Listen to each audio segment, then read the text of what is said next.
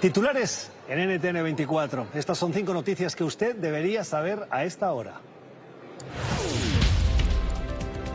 Xi Jinping viajará a Rusia el lunes en una visita oficial de 3 días. Es la primera vez desde que comenzó la invasión a Ucrania que el presidente chino se reunirá presencialmente en Moscú con su homólogo ruso Vladimir Putin. Según el comunicado oficial, el viaje tiene como propósito desempeñar un papel constructivo en la promoción de conversaciones de paz y ambos gobiernos ratifican que Pekín mantendrá su posición objetiva y justa sobre la crisis. China fue uno de los países que se abstuvo de votar una resolución de condena a la invasión rusa en la Asamblea de la ONU y aunque no ha apoyado explícitamente al Kremlin, sí se ha opuesto a las sanciones contra Rusia porque aseguran no solucionan los problemas. El encuentro fue informado horas después de que el ministro de Relaciones Exteriores chino, Wen Guan, mantuvo anoche una conversación telefónica con su homólogo ucraniano Dmitry Kuleba. Gang le dijo a periodistas locales que las relaciones con Ucrania se mantienen estables.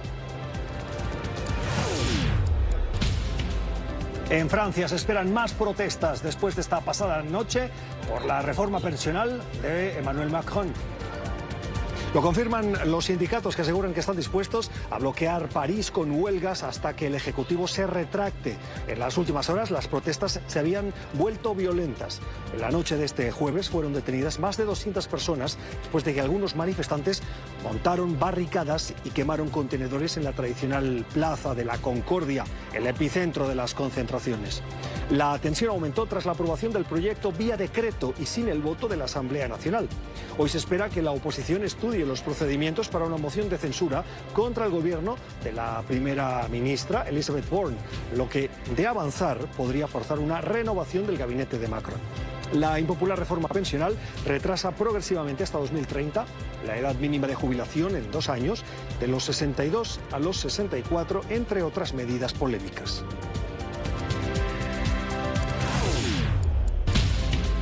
En Ecuador, la oposición formalmente abre un juicio político contra el presidente Guillermo Lasso. Lo acusan de proteger presuntamente a personas cercanas y al oficialismo en un supuesto entramado de corrupción en empresas públicas. Desde el correísmo, movimiento político que impulsa el proceso de destitución, aseguran contar con los 92 votos necesarios, es decir, las 2/3 partes de la Cámara, para que el proceso pueda avanzar. El mandatario defiende su inocencia y dice que buscará los canales de diálogo para evitar una eventual destitución. El juicio político cae en un momento difícil desde el punto de vista político para Lasso. Su gobierno perdió el pasado 5 de febrero un referéndum para aplicar reformas constitucionales y vio cómo la oposición correísta ganó las elecciones locales.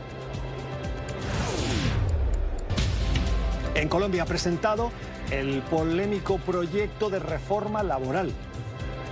Se trata de uno de los pilares del Ejecutivo de Gustavo Petro y una de las promesas de campaña, que es de las más ambiciosas según los analistas.